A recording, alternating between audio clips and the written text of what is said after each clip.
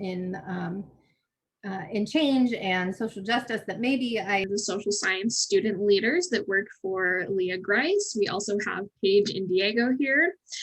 We've been hosting a series of interviews with alumni and faculty on our campus, or that went to our campus. And today we have one of our amazing alumni, Sarah Westover. She was a 2010 alumni, criminal justice and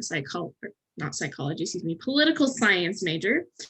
She currently works as a labor union organizer for SEIU 503, helping people to build power and organize for better wages, benefits, and workplace conditions. So getting right into it, we are going to do a quick introduction from our alumni relations mic. Welcome, everyone. This is actually our 10th Career Connections or Alumni Ambassador event. It's 3 years specifically working with social science, but we've been out doing these all in person for a decade, and so this is historic that we're now doing one virtually. So this is a first. So servant leadership is defined as leadership philosophy in which the main goal of the leader is to serve, whereas traditional leadership is where the leader's main focus is the thriving of their company or organization. A servant leader shares power, puts the needs of employees first, and helps people develop and perform as highly as possible. Instead of the people working to serve the leader exists to serve the people. What you are doing, Sarah, is something irreplaceable for our students. You're giving back. There's no better way for our students to feel connected to the university than through the experiences, expertise, wisdom, and love for the university shared by enthusiastic alumni like you. So thank you very much, Sarah. And so I have put it up, you won't be able to see it very well. I'll cover up my face, but I have a certificate for you. I will put this in a SOU cover and then get you out through the regular mail, a little swag packet, so you can show the colors. So thank you for being here, Sarah, and thank you for giving back. All right, thank you so much, Mike. So we're going to go ahead and get started with the interview questions. So Sarah, first up is, what is your current role or position, and what does a typical day look like for you? Sure. Hi, everybody. Thanks for having me. I'm Sarah, she, her, hers. As a community organizer, deeply entrenched in kind of the political scene and helping people come together to build power and use collective action, which means, when people come together, build that power, they are able to achieve things that they wouldn't be able to on their own. I think, a day in the life for me tends to look a little different depending on the season. As a labor union organizer, I do a lot of recruitment, working with folks who work mostly in state service to become a part of their union, to become active leaders in their union, and to fight for better workplace conditions and benefits and pay. On a different day and a different season, a lot of the work that we do is focused on political campaigns, on fighting for legislation that betters the lives of working people. So paid time off. We're still fighting for a reasonable minimum wage, a living wage, fighting for revenue at the state capitol. The people who make decisions about how state services like universities are funded are elected officials. And so as a union, working people come together to fight for those kind of political and legislative victories to make it possible for working people to win real victories in their own daily lives. So as an organizer, again, a lot of recruitment, a lot of talking to folks one-on-one, a lot of meetings. Of course, I think that anybody nowadays is going to tell you that their days are full of meetings. Field work, meaning that during normal times, we canvass, phone bank, we still phone bank, but connecting with people, engaging them, bringing them into the political process and bringing them deeper into leadership and membership within their organizations. In previous positions, in community organizing, it's been pretty similar. It's been connecting with that base of people, the stakeholders, the people whose lives are impacted by, you know, whether it's student organizing and the issue is student debt, or whether it's labor organizing and the issue is wages and benefits, or whether it's community organizing and the issue is environmental justice, racial justice, economic justice. Bringing people into the fold is the day-to-day work. And, you know, recruitment is tough stuff, but it's important, and it's based on building relationships and having important conversations with folks. All right, well, thank you. And next up is, can you tell us a little bit about your education and career path and what led you to the field that you're currently in? Yeah. Well, first off, I wanted to say hi to Lee, who's on the call, former professor in criminal justice. Good to see you. So I double majored in criminal justice and political science.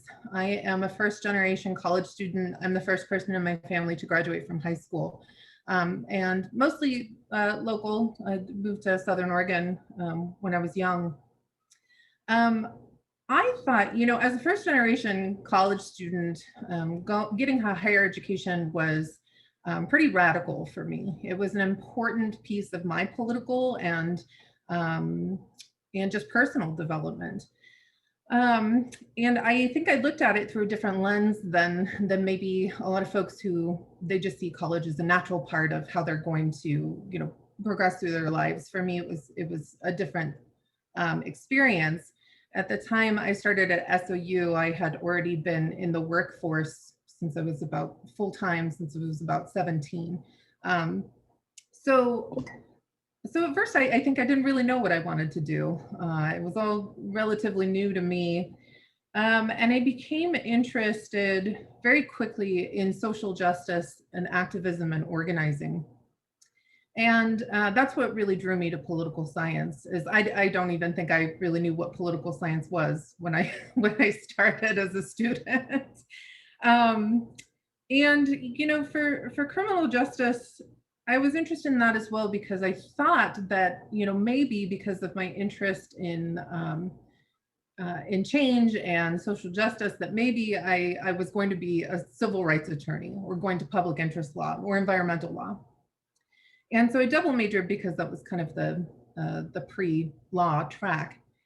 I quickly came to find, I think, like different experiences in criminal justice and political science. I think that for me, I found very quickly that a lot of people who studied criminal justice were actually on a law enforcement track, which didn't really align with my interests or values.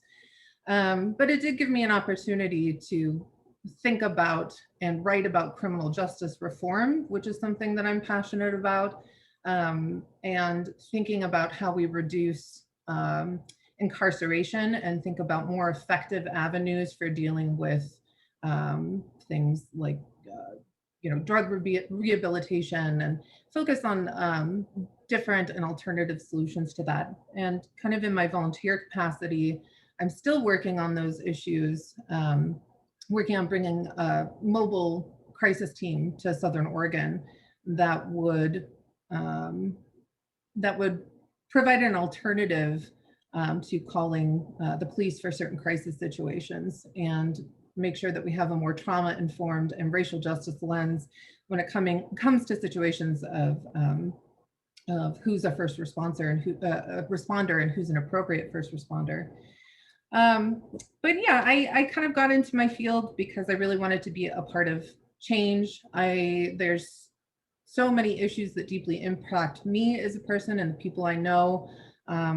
Things like not having livable wages, things like student debt that is absolutely out of control and impacting an entire generation, 2 generations of people who are unable to own homes, unable to get married, unable to support themselves because of this incredible burden that people have.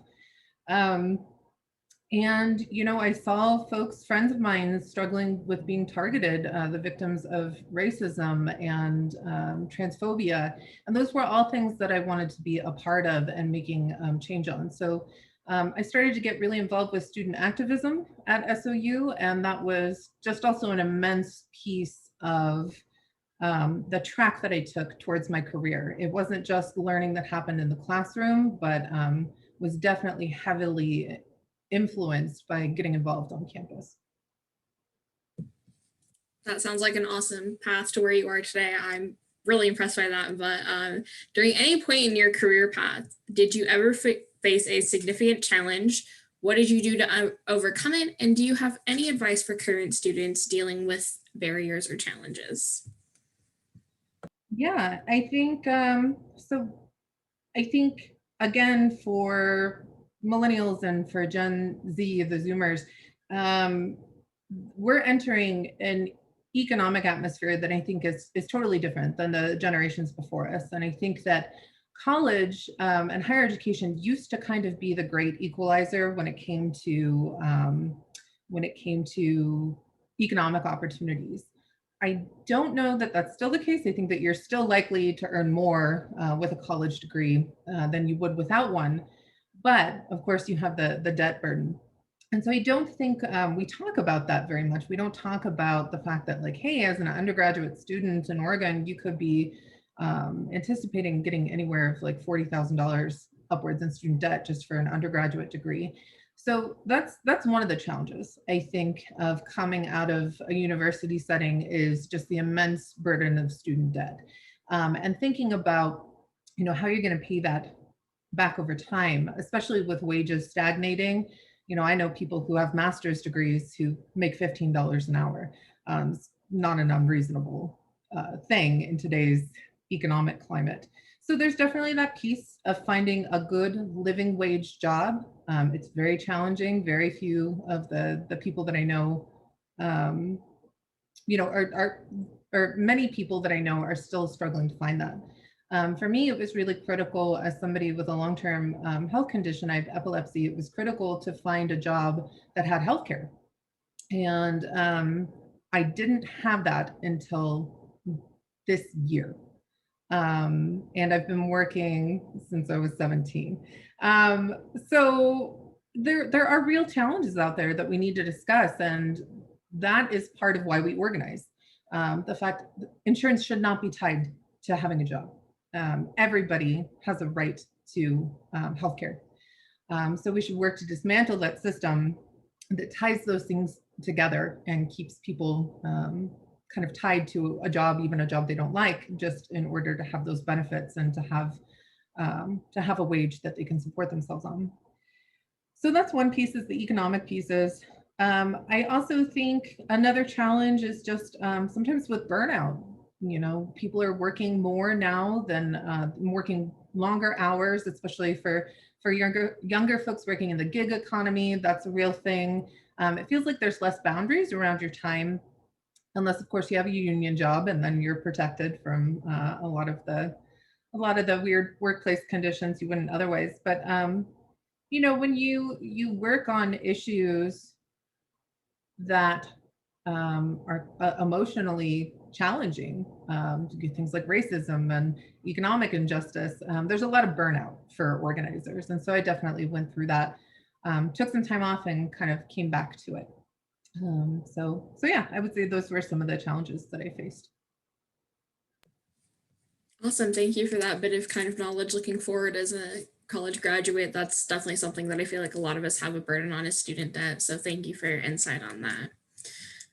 So up next is, what skills or knowledge did you gain from your social science major, or majors in your case, that you use on a regular or semi-regular basis in your current position? I'd say that the most important thing is critical thinking. I think one of the things I really liked about the way the political science department functioned, or at least the professors at the time, I think they're both there, but still, Bill and Paul, and hopefully it's expanded outside of that. But kind of this idea of using the Socratic method and this discussion-oriented approach to learning was something I really enjoyed. Throughout my experience with education up until college, I'd never had that opportunity where you kind of do information exchange through dialogue and learning through dialogue, as opposed to more of a hierarchical relationship that is somebody talking at you. So it was very engaging. I was also challenged a lot on my assumptions and ideas about things, which I don't think I had really had before.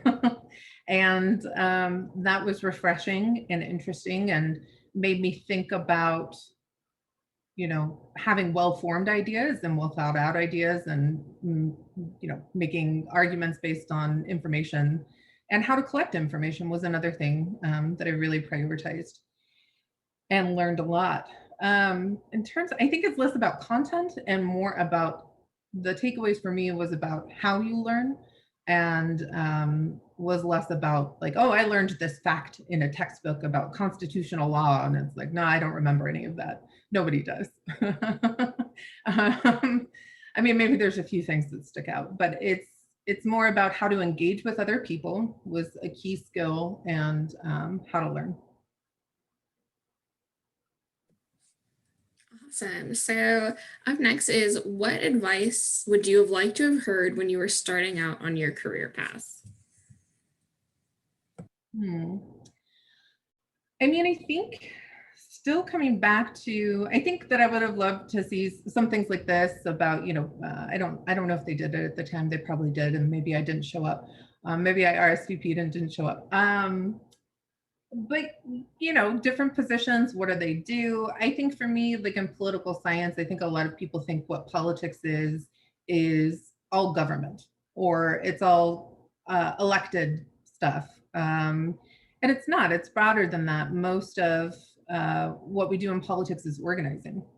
And so again, bringing people together at that grassroots level in their communities, in their apartment complexes for housing justice, in their workplaces for union justice. That is kind of the foundation of all of politics, is bringing people together and getting them plugged in and getting them involved with a broader political system.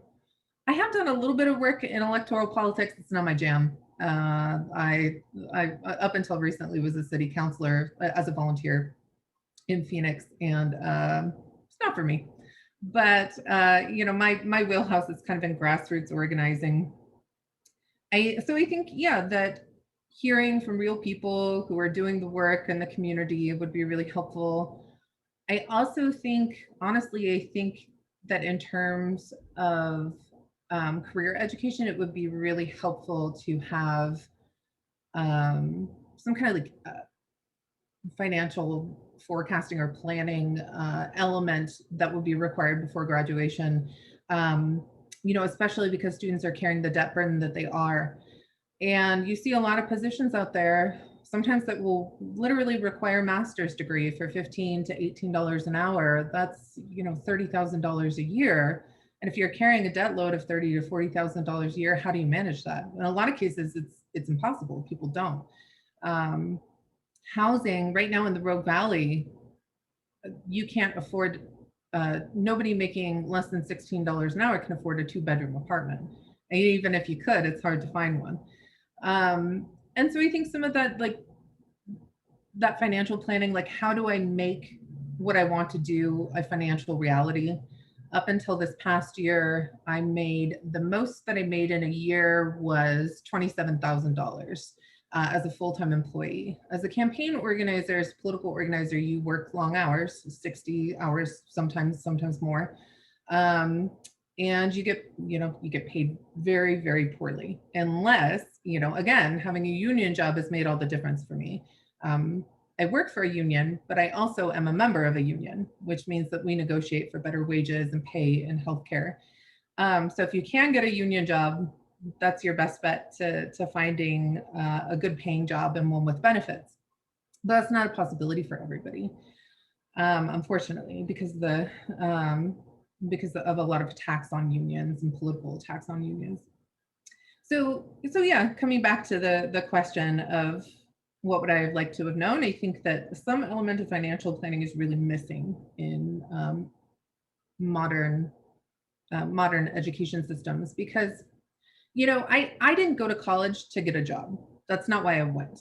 And in fact, I think if that's the only reason that you're going, if that's the reason that you're going, then you should probably go to trade school instead, because you'll graduate with less debt. But I'm really glad that I did go to college, because I went as a piece of like political and professional and personal development.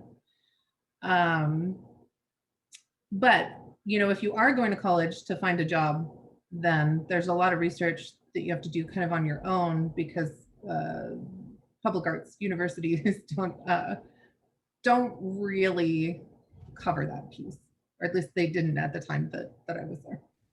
I will say even now, like you do have to go through some sort of training once you take out a student loan, but it's not anywhere adequate to what it is students need to be learning. So I agree with you on that. My next quick question is, are you working remotely currently, or are you mainly in person? Right now, I am working remotely. During non-COVID times, I would be driving about 2,500 miles a month, because I have what we call turf. So the members I represent work for state agencies in Lakeview, Klamath Falls, Curry County, Coos County, and Medford and Grants Pass. So obviously I'm not doing that because I don't want to be a vector for COVID taking it around Southern Oregon, because we know that Southern Oregon communities have already been hit hard by COVID. Fortunately, I think we've learned a lot of new ways of organizing in the virtual world. You know, lots of Zoom meetings. Zoom has added a lot of functions that make it a lot easier. But that being said, organizing is a very, very in-person type of work.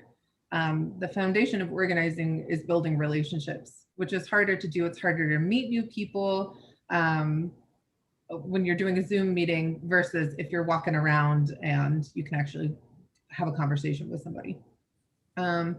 So in that sense, it's really changed. I think we're trying to make it work, but it's not an ideal situation. What we are fighting for, though, we've learned kind of across the board, is that telework for a lot of people is a real possibility. And that is something that we are going to be fighting for in our statewide union contracts, is expanding telework. Not everybody needs to be in the office. People can work from home. We know that it makes it easier for working parents.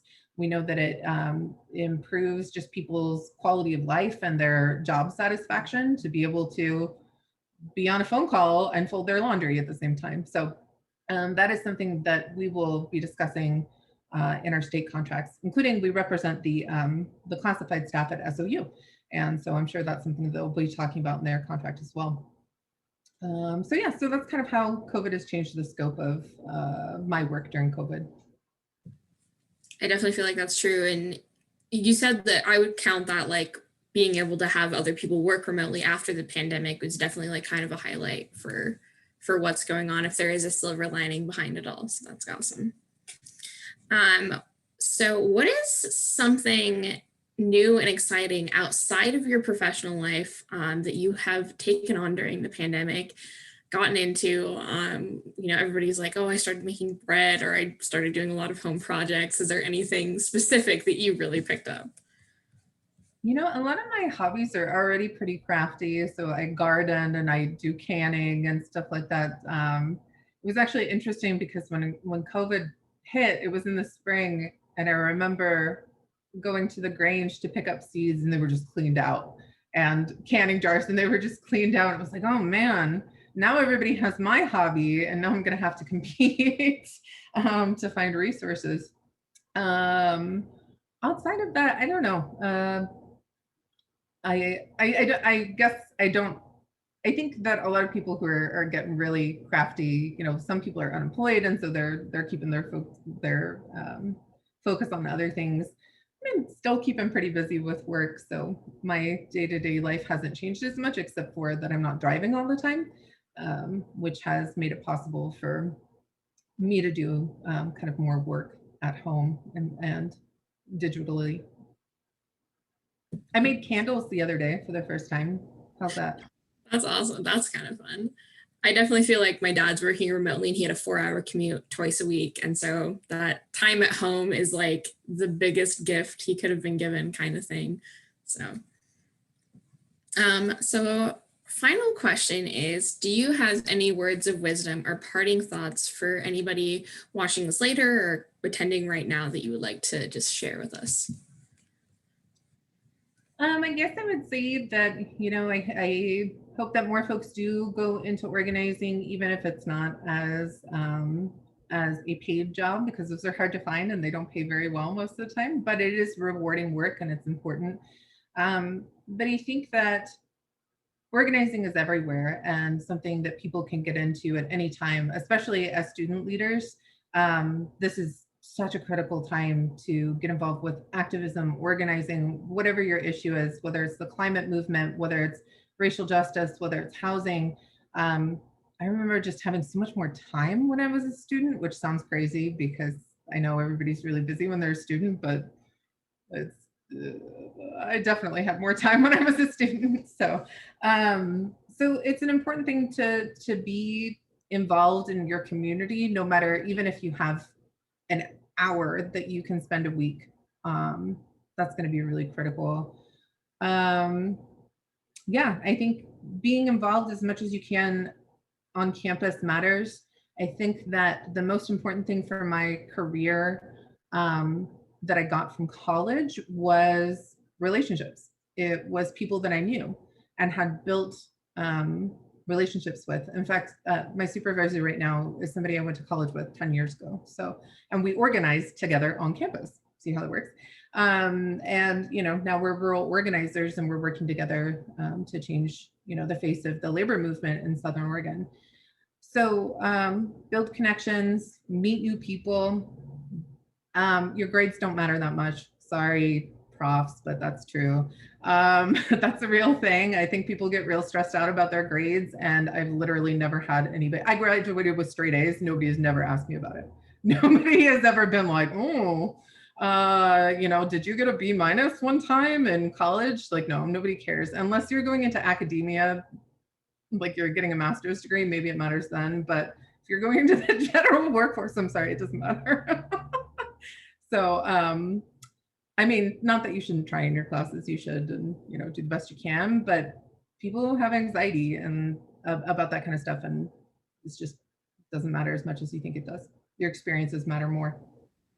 That's awesome. Thank you so much. So we're now going to open it up to questions in the chat. I have a couple that have already listed here that I'm just going to read out loud and you can give us your insight on them. So first up is, can you give us more of an insight on the core issues that you work on to resolve and why they are present: student debt, housing affordability, and a living working wage, and etc. More insight on the core resolve and why they're present. Yeah, so why all of these issues exist, and they're all interconnected. All social justice, economic justice, climate change, racial inequality, they're all connected together.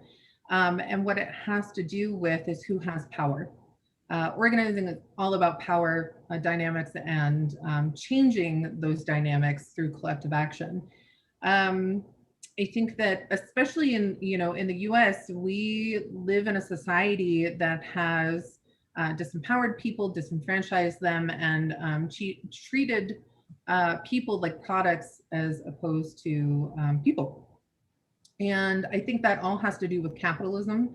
I think until we live in a society that doesn't commodify people's labor and doesn't commodify education and doesn't commodify the criminal justice system, then these issues will continue to go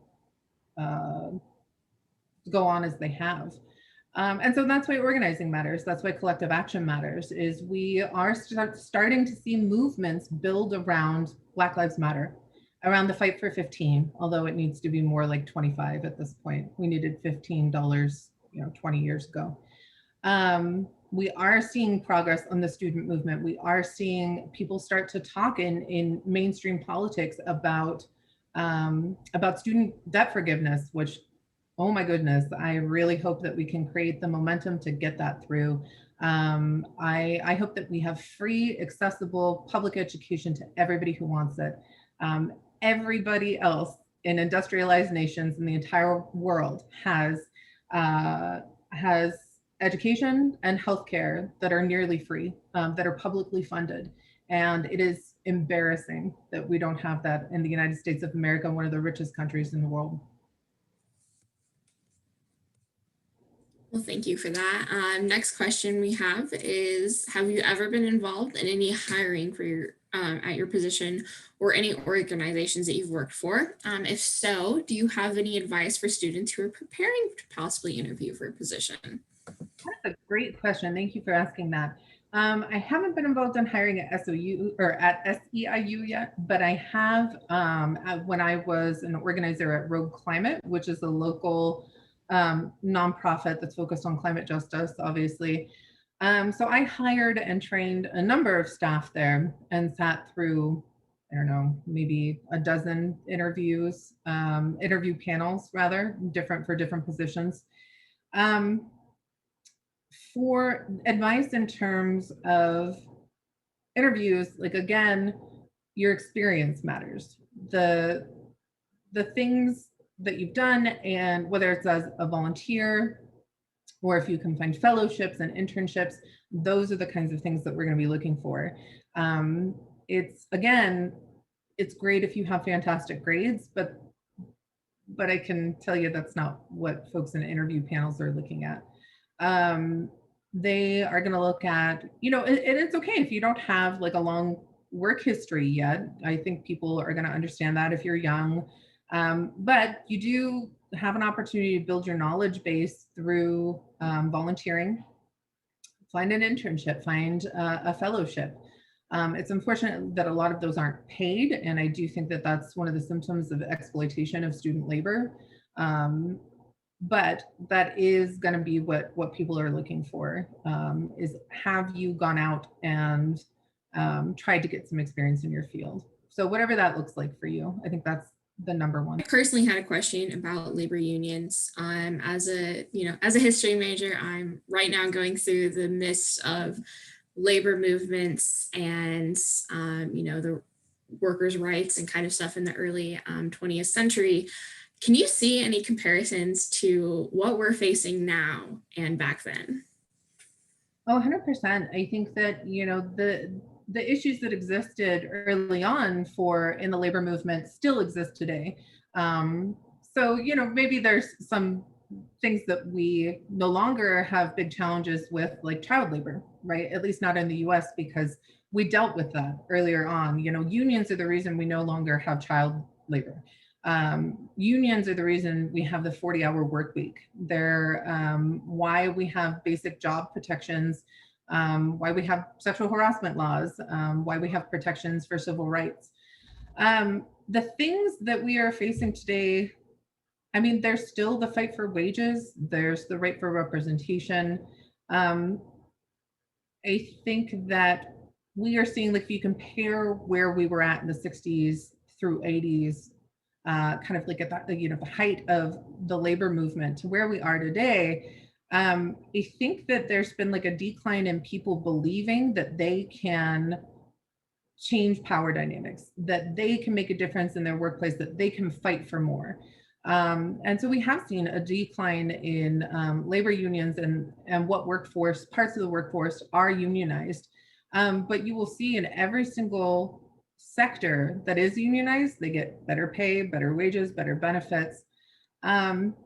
I think too now, and this has always been the case, but I think it's especially important now, is that unions are on the forefront of political leadership, meaning that we recognize that all of the issues that impact working people are political in every single sense of the word, whether that's legislative or whether, you know, we know that women and people of color are more likely to be underpaid and have worse working conditions in a lot of ways and face discrimination.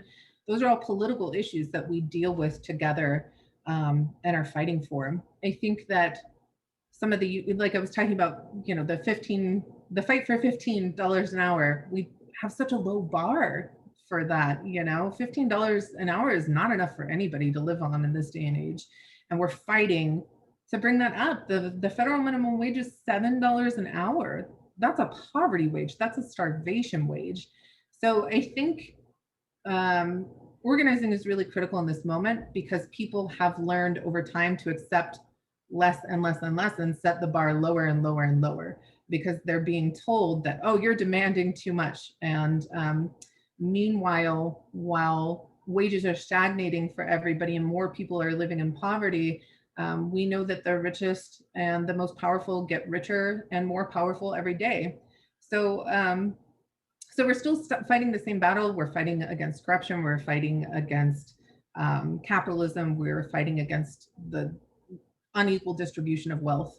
And we're fighting as working people to take back the product of our labor.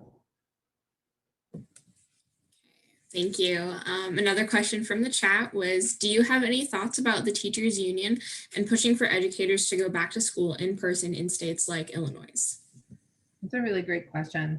I know that teachers unions across the board have like different, I mean, every union has a different position on where they stand on things like that. But I know that in Oregon, there's been deep concern from teachers unions about this push to return to in classroom teaching.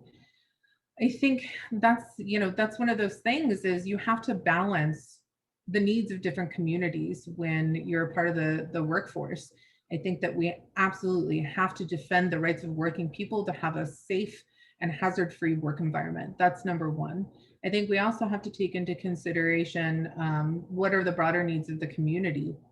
So, you know, children, you know, is in-person instruction, you know, more productive when it comes to youth development, probably.